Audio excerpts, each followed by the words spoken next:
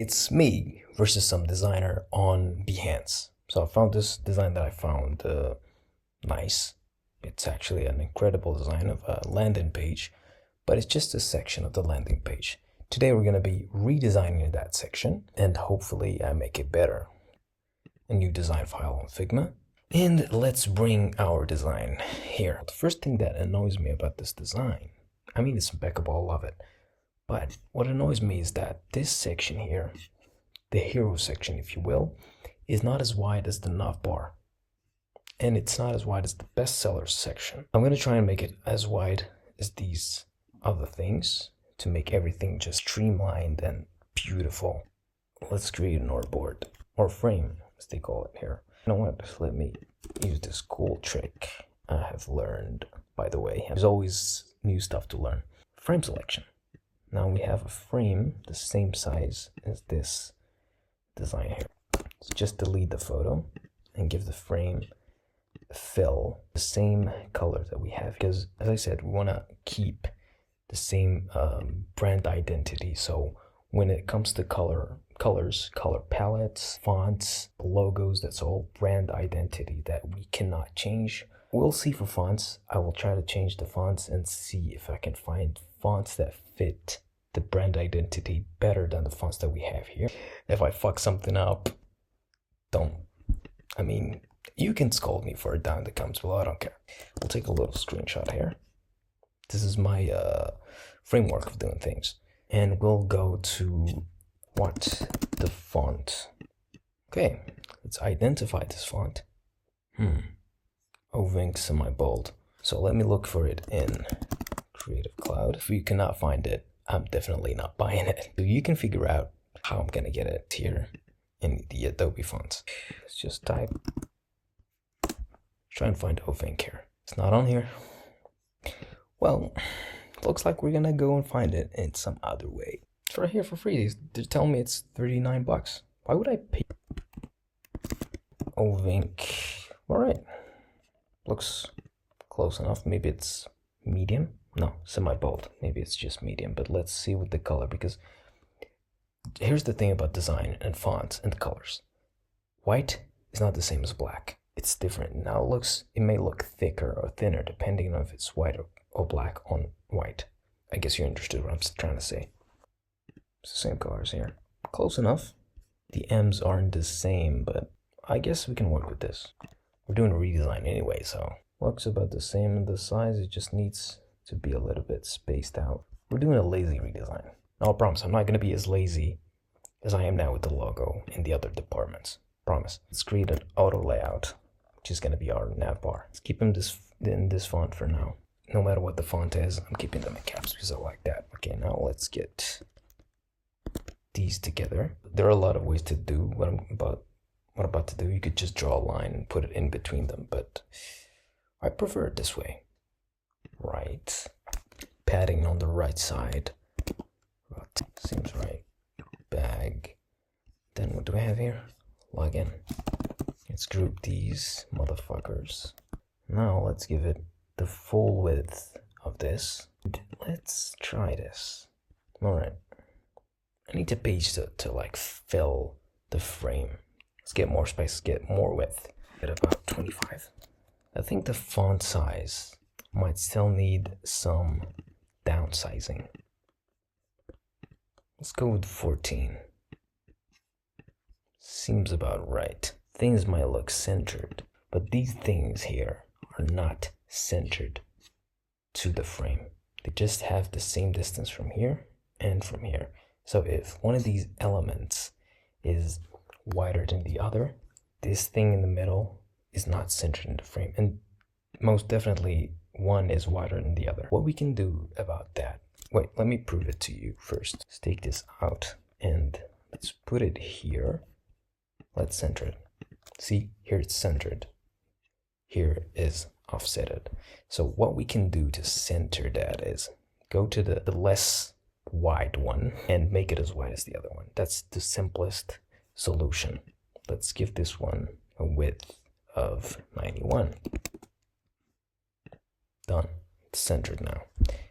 Let's first deal with this one. Just give it 4 items. I'm trying to one up the guy who designed this. So I get 4 in the bag, you got only 3. This cover place. Let's make this bigger. No, not that big. About 48. Decrease the line height. Make it 100%. This font sucks. What's this? Outfit. Does it look better?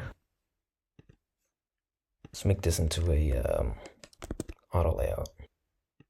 Boom. Give it the same color as we have for the background. Alright, there's a photo of a person here. Is it the hat? Are they selling the hat here? It's a little bit vague. Do they sell hats? Let's see. Apparel. Okay, they definitely sell hats. They sell everything apparently. It's a mocha machine, a pen, and a brush. I don't know if I want to replicate the same thing here. As we did before, let's just copy the design as it is and see if we can improve something. Let's see if this is just a cute, neat division. Nice. This intersection here.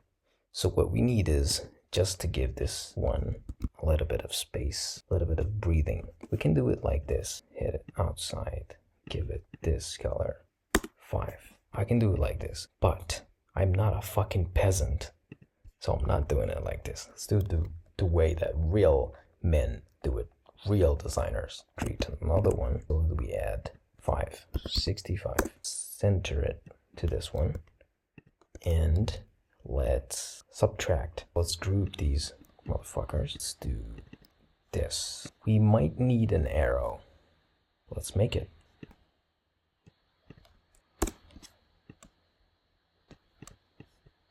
Seems about right.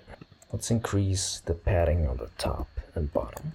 And a stroke just on the bottom. Alright. Rectangles. What do I want these spaces to be? Obviously, I don't want them to be as big as these ones here. And things like these structure is very important. So I don't want the space between these 3 articles to equal the space here. Let's try 15. So let's subtract 15 times 2, so it's 2 spaces. It's 30. And let's divide this by 3. And please be a round number. Cool. Let's get 400. Be done with it.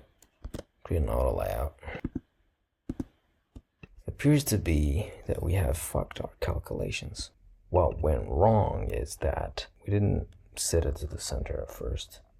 And here we have 10, where we should have 15. So my calculations weren't wrong. Let's give it this and go from here and find a white or a gray that is not really gray, but close to this color. Let's give the same color here, but make it more transparent so that it absorbs some white from the background. Great. So they don't have any shadow here, but I don't know, I feel like a shadow would look definitely good, but I don't know about to keep up with the brand identity. So I'm gonna hold myself from using any shadow. Swift right.